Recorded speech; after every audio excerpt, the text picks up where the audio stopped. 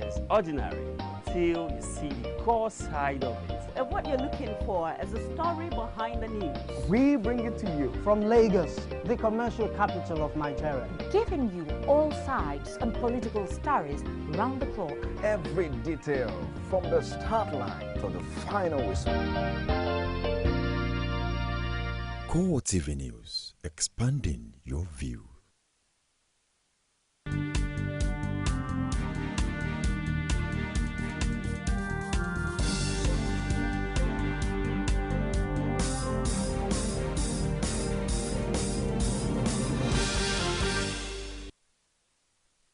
Hello there, welcome to CoreTV Primetime News. I am Gete. In a major story, Nigerian military authorities dismiss Boko Haram's claim in a new video that its leader, Abubakar Shekau, is alive.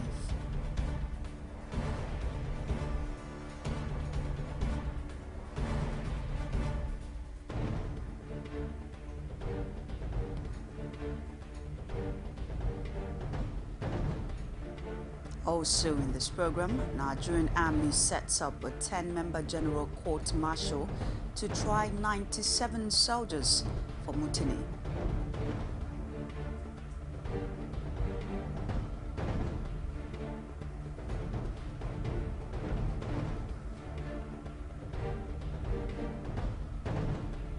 Ondo State's Governor Olusegun Mimiko formally dumps Labour Party for PDP.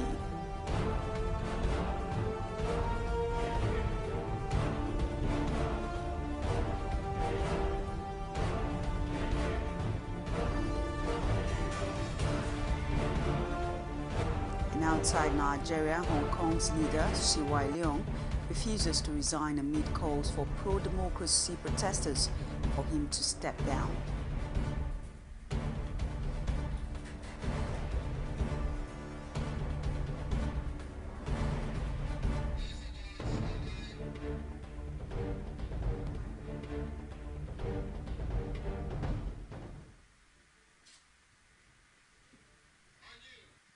Thanks for staying tuned with us. It's CoreTV Primetime News. Boko Haram leader Abubakar Shekau has dismissed Nigeria's military claims of his death in a new video obtained by AFP on Thursday. He also insists that his group shot down an Air Force jet that defense authorities declared missing during a routine operation. The new video, which is 36 minutes long, showed the Boko Haram leader in the back of a pickup truck firing anti-aircraft gun into the air. The military had claimed last week that Shekau was dead and that the man who had been posing as him in Boko Haram videos had been killed in one of the many battles for Kanduga. But in the latest video, he appeared in front of 3 vans flanked by 4 masked fighters to dismiss the death claim. Shekau also said his group had begun implementing Sharia law in the part of the northeast under its control. There is, however, no indication of where or when the video was shot. Nigeria's military insists that the man who had been claiming to be Abubakar Shekau in recent Boko Haram videos was killed in Konduga. Defense headquarters said this in its immediate reaction to a new video released by the group to disprove Shekau's death. It ordered in a statement posted on its website that the resemblance of the corpse to the man in the video was incontrovertible. The military ordered that his identity was also corroborated by people who knew him before it announced his death. On the new Boko Haram video, the military said there were no indications of when it was shot, and neither was any reference made to anything that happened since the imposter's death. It noted that it is still studying claims made by the video, but also reaffirmed that justice will be served to anyone bearing the name or designation of Abubakar Shekau. A neighborhood security outfit, the Lagos Watch, Thursday hosted a security gathering at the Makinde Police Division in the state to complement the crime-fighting efforts of the Nigerian police. Anita Fatunji has more. Obviously, security dominated discussions at the gathering. The guest of honor at the event, James Hefziba, praised the efforts of the police force at fighting crimes and tasked the Nigerian public on more support for them. They should back our military, all our police, they should back them up. They should support them. Because if there's no security, nothing will move. If there's no security as you are here, you won't be here. If there's no security as I'm here, I won't be here. If there's no security, everybody will be scared. You won't be able to even go out. If there's no security, no market. If there's no security, no business. If there's no security, even the church will have problem because nobody will like to go out. So that is why security should be the first thing in our mind and is our business. Speaking on the state of insecurity in the country, a forensic and security expert, Tari Etete, and one of the awardees, Innocent Echefu, says security is a collective responsibility for all and should not be left to the government alone.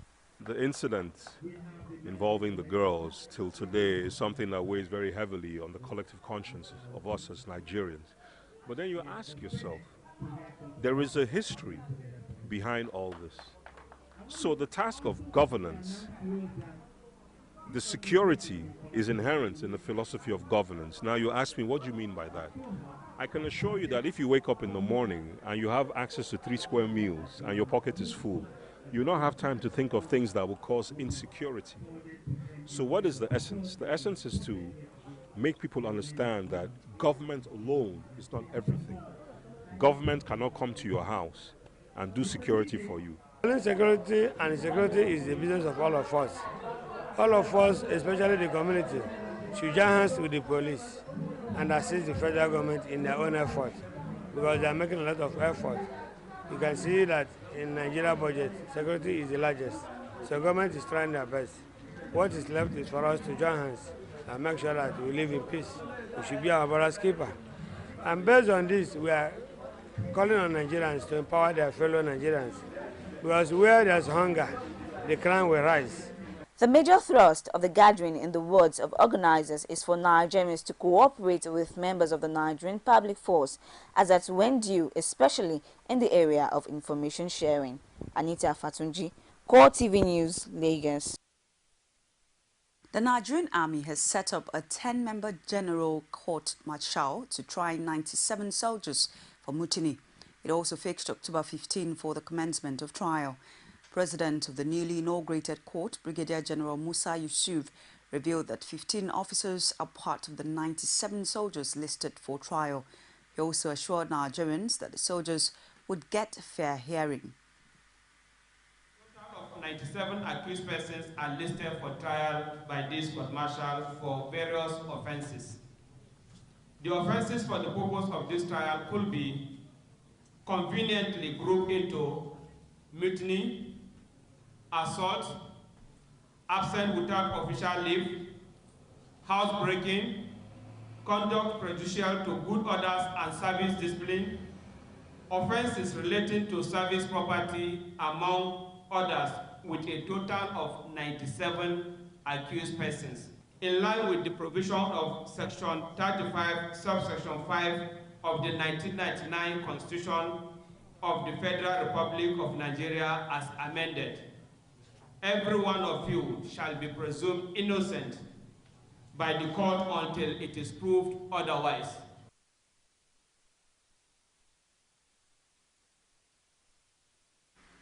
One of the presidential aspirants in the All Progressives Congress, Sam Ndai, is not convinced that the Jonathan administration is doing enough to stop the lingering insurgency and corruption in the country.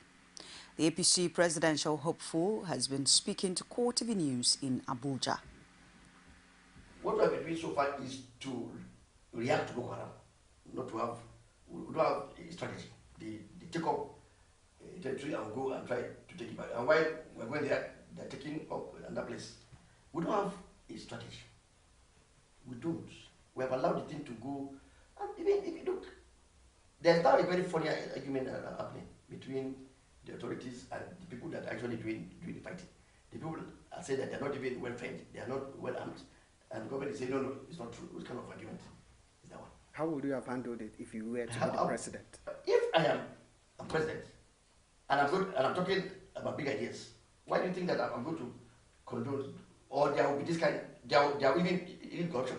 And let me tell you this: fighting corruption is not magic. If you punish those that are involved in corruption, and not to come and split hairs and try to define that there is a difference between stealing and corruption.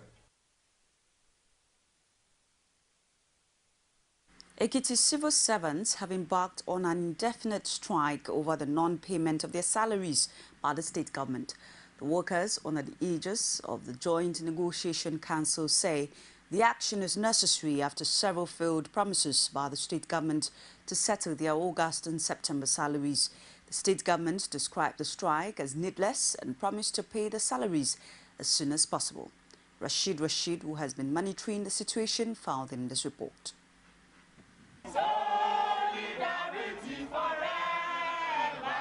Ekiti State has been in the news recently for all the wrong reasons. The industrial action by civil servants over non-payment of August and September salaries is another which adds to the list. All ministries, agencies and departments were under lock and key as the executives of the Joint Negotiation Council ensured compliance by forcing unwilling civil servants out of their offices. The spokesperson for the NJC says the government has reneged on its promises to workers. Salaries of Ekiti State workers, civil servants, both in the public sector and the civil service, are not being paid. August, September, and we have deduction July, August, and September. And we've been patient for some time. We're expecting that the money will be paid, and it was not paid. And we're quite aware that the allocation for July, August, and September has been received by the state government. The state government, through the head of service, Bonifa Musaya, and Commissioner for Information, Tayo Ekundayo, however, say the delay experienced is not in its character. Talk to the banks ahead of allocation, get some funding, then they get the money back as soon as allocation came in. But banks became jittery after the election, and for so many or certain reasons, it's like we've not been enjoying their cooperation. Because of this transition period, we found out that the opposition party gave instructions to the banks that we were dealing with not to oblige us with this bridge loan that we accessed in the past. And that was what put spanners in the works. Though the workers agree with the statement that the government of Ekiti State does not owe salaries, but say promises made on the matter before now have not been fulfilled, which has led to their resolve for a no salary, no work policy. You see, we have been negotiating for some months now, and it has always been promises upon promises. But now that we have realized that there is no sincerity in the promises being made by the government, we have no other alternative than to embark on this strike. The government, however, called on the workers to resume, assuring that salaries will be paid soon.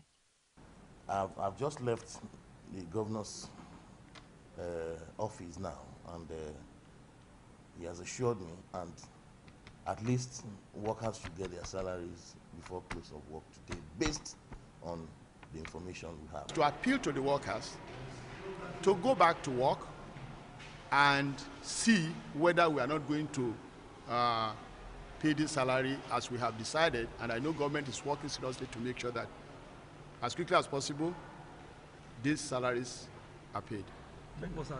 But time will tell if the issue will be resolved quickly so that workers can resume for duties. Rashid, CoreTV News, Ado Ekiti. The onslaught on the judiciary in Ekiti State by the political class has been condemned by the Nigerian Bar Association Ikeja.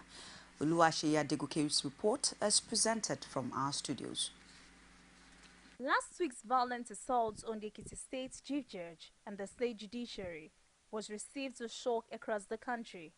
Then followed the blame game as Governor Kade Fayemi and the state governor-elect Ayodele Fayose trade accusations for the better part of the week. The violence that followed also became a heated subject of debate outside Ekiti State. Chairman of Ikeja branch of the Nigerian Bar Association, Yinka Farombi, says the assault on the Ekiti Chief Judge and the state's judiciary is an assault on the nation's democratic institutions. Specifically, like we did say, what we are interested in is to make sure that the temple of justice is not destroyed. Because if it is destroyed, it means we have to be ventilating our grievances through cudgels, through cutlasses, through guns, through clubs. And we don't want that, because that will not lead us to anywhere. It will lead us to perdition, it will lead us to destruction. So we are saying today that NBA Ikeja is opposed to anything whatsoever that will cage the judiciary. The General Secretary of the Ikeja NBA, Seyo Laumi, is concerned about the implication of the violent action on the Ekiti judiciary and beyond the state. He wants those found culpable in the Ekiti Unpleasant Act punished to serve as deterrents for those hoping to take the nation's judiciary for a ride in future. The unfortunate incident at Ekiti is dangerous for our democracy. You see, you hear of the houses of assembly, of the House of Rep and the Senate fighting, but the judiciary, I mean, when thugs now invade courts and beat up judge, what next do we expect? It's very dangerous for the Nigerian society. It's very dangerous for the democracy that we enjoy today. And if this matter is not given the attention that it deserves, it's going to be very unfortunate. The Ikeja NBA has for this reason called on the relevant authorities to deal decisively with everyone connected with the Ekiti melee. Ondo State's Governor Olusegun Mimiko finally damns Labour Party for PDP. Find out more after this timeout. Stay with us. There is an Ebola virus epidemic in some West African countries. The Nigerian government wants you to be aware and watch out against the spread of Ebola in your community. Help keep our country safe and watch out for severe cases of fever, headaches, diarrhea, chest and abdominal pain, sore throat, cough, red eyes and bleeding from the eyes, ears and nose, especially when these symptoms are found in persons coming into Nigeria from other West African countries. Protect yourself. Wash your hands regularly with soap and running water or use a hand sanitizer. Avoid contact with the blood, urine, feces or saliva of animals like bats, monkeys, gorillas, chimpanzees or infected persons. The Ebola virus is deadly. Don't catch it. Don't spread it. This message is brought to you by the Federal Ministry of Information. Welcome back. Good to have you. Stay tuned. Ondo State's Governor Olusegun Mimiko has formally defected from the Labour Party to the People's Democratic Party, PDP, in spite of his initial denial of the move. He made the formal declaration at an event presided over by Vice President Namadi Sambo at the Presidential Villa in Abuja. The governor said his decision to return to PDP was a fallout of the consultations he made with major stakeholders in the state. It is in the light of the foregoing, Mr. Vice President, that I, Dr. Olusegun Mimiko, following extensive consultation across the land, today formally announce the decision of members of the National Assembly of Labour Party in Ondo State, members of Labour Party in the Ondo State House of Assembly, members of Labour Party in State Executive Council, indeed all of our members in Ondo State and those who share our aspiration to join the People's Democratic Party. Diroko Kabo. PDP. Power. PDP. Power. PDP Joe. PDP Joe.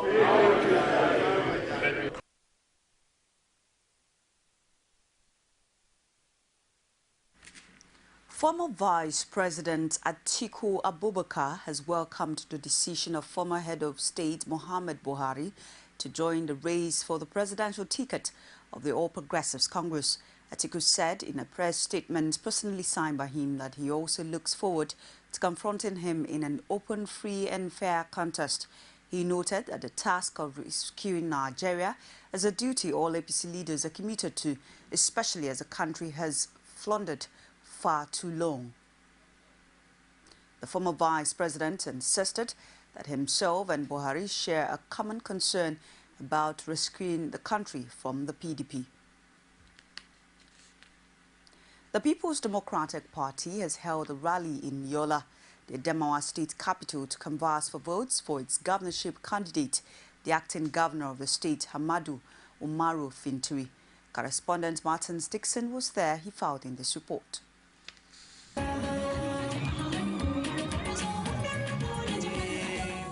The rally had in attendance youth, women and the elderly who gathered to show their support for the PDP and its candidate, Hamadu Umaru Fintiri.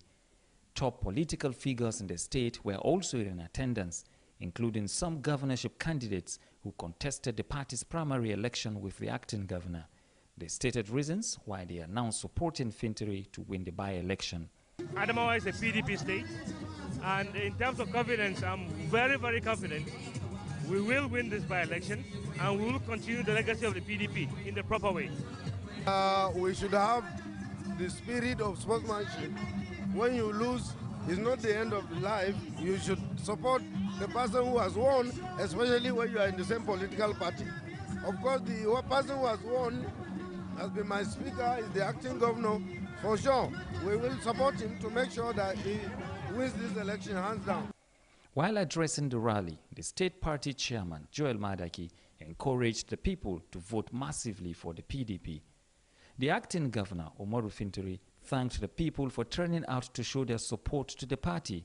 He frowned at the politics of religion and ethnicity, insisting that he will ensure that infrastructural development receives the attention of his government.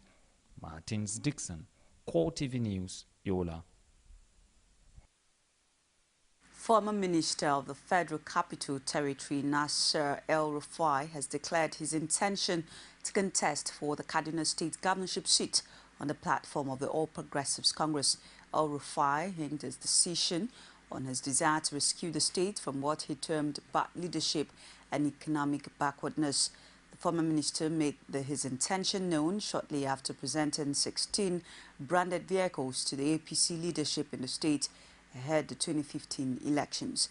He argued that the People's Democratic Party has nothing tangible on ground in Kaduna State to show for being in power for over 14 years. Seems like every entertainer is venturing into politics. In the last few months, Bob Mano Udokwo, Kate Henshaw, Julius Agu, Desmond Elliott, Abolore Konde, otherwise called Nice, to name but few, declared their political ambitions ahead of the 2015 general elections.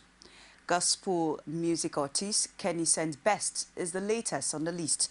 Olajumoke Olatunji takes up the story from here.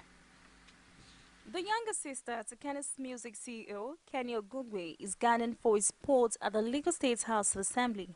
She's just unveiled the campaign poster, so you know it's real. She confirms that she's running under the All Progressives Congress to represent Ikeja Constituency 1 at the Lagos Assembly. Passion for people, passion to serve. And so if you look at the money aspect, that the money you have to spend, you will be discouraged because I don't have it. I have enough to satisfy my children and I. But if you're going to just be selfish enough to look at all you have to satisfy is your children and you alone, then you are selfish. You are not a social being. Not minding a music background, KSB as she's fondly called, says she's bringing an added value to Lagos politics. An APC governorship aspirant in the state, Adekule Disu, also testifies to her readiness to transform the Ikeja Onigbongbo constituency. Decided to join the fray to make a positive change, not only in her life, but the life of the public in Lagos State most especially. Going by determination, which has seen her survive tough challenges, political observers in her constituency believe she has a lot in the offing ahead of the 2015 general elections. Time, as often said, will be the ultimate decider. Olajumoke Olatunji, CoreTV News, Lagos. Interesting. What else can we say than say good luck? We'll take another break and return with business news with Sabina Izopu. Stay with us.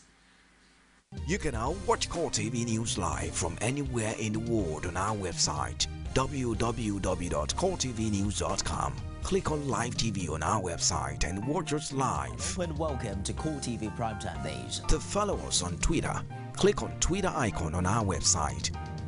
On Facebook, click on the Facebook and YouTube to see all our previous news production. You can also watch us live on YouTube. Click CoreTV, leave a space, then news. CoreTV News, a 24-hour news station.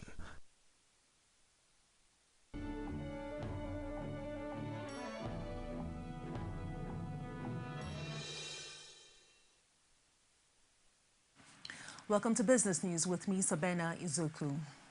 In a bid at ensuring growth at the Nigerian capital market, the Security and Exchange Commission, SEC, says it plans to inaugurate a 10-year capital market master plan. This was made known at the ongoing International Organization of Security Commission, IOSCO, meeting in Rio de Janeiro, Brazil, by Zakawanu Garuba. Garuba said the master plan is meant to cover a 10-year period from 2015 to 2025, which is aimed at increasing the capital market, increasing foreign direct investment, and diversifying the sources of capital, among others. He said the Capital Market Committee last year inaugurated 3 committees to achieve its 10-year master plan. They are the Master Plan Committee, Non-Interest Committee, and the Literacy Committee. The key areas of the committee work includes investor protection and education, professionalism, product innovation, and expansion of the role of capital market in the economic development.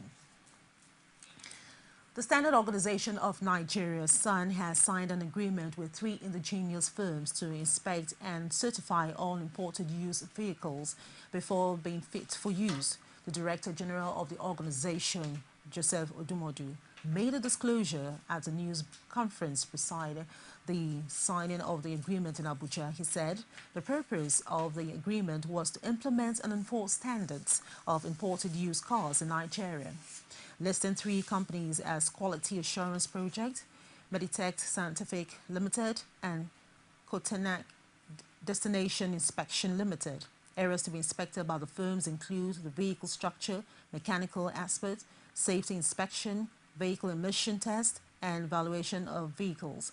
Others include regulation and documentation, verification, and authentication of motor vehicles. Odumodu says the company should not inspect or certify vehicles that were seriously damaged, vehicles that have reached their lifespan, and vehicles with outstanding data, recall, or remedial action. Global oil prices has fallen to its lowest level in more than 2 years after Saudi Arabia cut its official selling price. Concern of oversupply after higher outputs in the U.S., together with forecasts of lower global demand by the international energy agencies, are driving prices down. Brent crude fell more than 1% to $93 a barrel, its lowest since June 2012. The U.S. light crude fell below $19 for the first time in 17 months. The drop in price comes at a time when the Organization of Petroleum Exporting Countries and the U.S. are increasing output. The extraction of shale oil in the U.S. has increased the country's production of oil significantly. The International Energy Agency has forecast that the U.S. will soon overtake Saudi Arabia and Russia to become the world's biggest oil producer. After the independence holiday, the Nigerian Stock Exchange resumed, while the equity transaction on the floor of the Nigerian Stock Exchange ended on a negative note.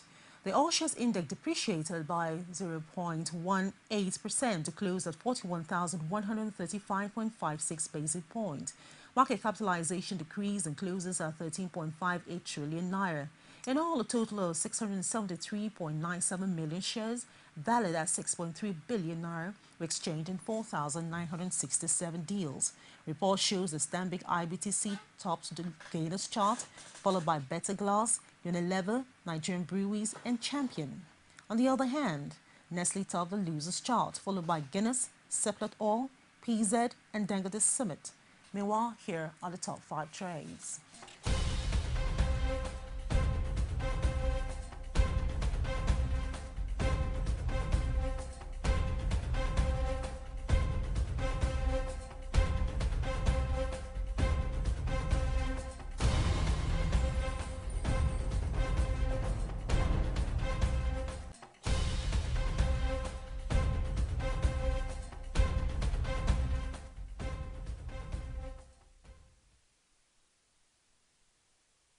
And that's it on business news. Brancy Wana is standing by to give you all the details on sport news. Stay with us.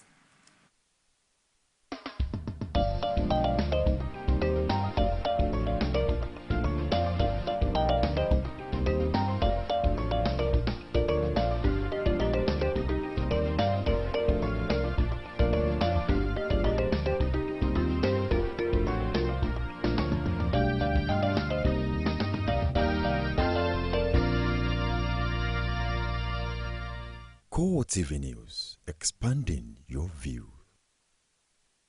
Power style, that's what he delivered. Here's that ball, storming, Oyol with a flying lead. Go, taking them out in the lead and really.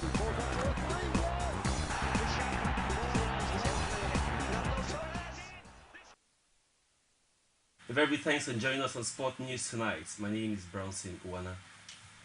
President of the World Football Governing Body, Sepp Blatter, has sent a congratulatory message to the newly elected President of the Nigerian Football Federation, Amaju Pinnick.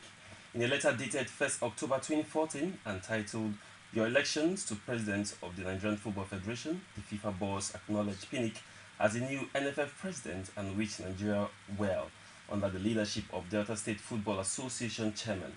Part of the letter reads, and I quote, I would like to extend my sincere congratulations and best wishes of success on the occasion of your election as the new president of the Nigerian Football Federation.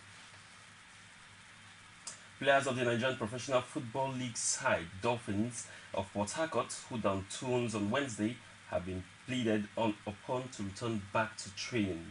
The players downed tools on Wednesday, October 1st, 2014, after their sign-on fees for the 2013-2014 season was not paid.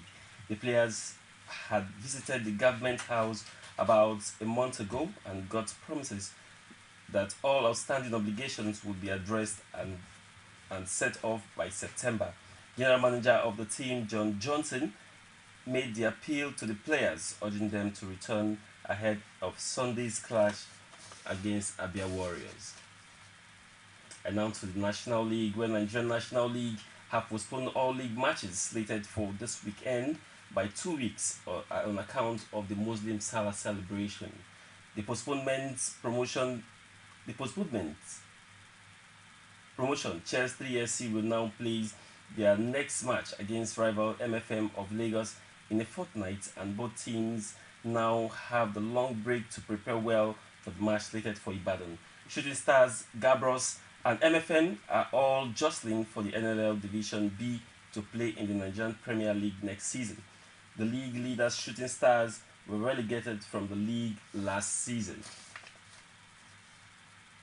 UEFA President Michel Platini wants FIFA to publish the report and allegations of the bidding of the 2022 FIFA World Cup. FIFA President Sepp Blatter previously rejected calls to publish the report by American lawyer Michel Gracia, the man who compiled it. Gracia George Hans Joachim is now considering the report and will announce his findings in November. Platini is the latest senior FIFA figure to break ranks after Gracia called for the greater transparency. The 2018 World Cup was awarded to Russia, with Qatar selected for the 2022 World Cup. Finally, on sport news tonight, in the world of tennis, and Murray barely broke a sweat as he dismissed Pablo Cavanja 6-2, 6-2 to advance into the quarterfinals of the China Open. World number 11 Murray set the tones for the match early by grabbing a vital break. Meanwhile, Rafael Nadal also enjoyed straightforward progress in the China event, beating qualifier Petra Joeski 6-3, 6-4 to end a match-up against Martin Klizan. The Spaniard, winner of the event in 2005, is playing his first tournament in 13 weeks and admitted that he was yet to reach his peak. And that's my final whistle on sport news tonight. My name is Brownson Ona. Very big thanks for watching. From time immemorial, women have birthed life, shaped character, and by extension, influenced the society. Moremi of Ife, Emoten of Benin, Queen Aminat of Zaria, all women of influence and power. Whether it's before election, after election. How ironical. women being so powerful yet have few grounds in decision making. They see you as a wife, and I see you as a wife to a man. We are talking women in politics. A woman will be bold enough to stand up and say, I want to become president of Nigeria. Only on CoreTV News. Thanks for staying tuned with us. It's CoreTV Primetime News, and now 2 stories outside Nigeria. Hong Kong's Chief Executive CY Leung says he will not resign amid calls from pro-democracy protesters for him to step down, but has said his government was willing to hold talks with the protesters. Protesters are angry at China's plan to vet candidates for elections in 2017 and say they want full democracy. They have surrounded 2 key government buildings in the territory, but Leung warned them that they were breaking the law. At a news conference shortly before the protesters' midnight deadline for his resignation, Leung warned that attempts to move on or occupy government buildings would have very serious consequences. He said the territory's top civil servants, Chief Secretary Carrie Lam, would open a dialogue with student leaders as soon as possible. And that's our show for tonight. On behalf of the entire news crew, I am Gift Ogete, wishing you a good night rest. Good night.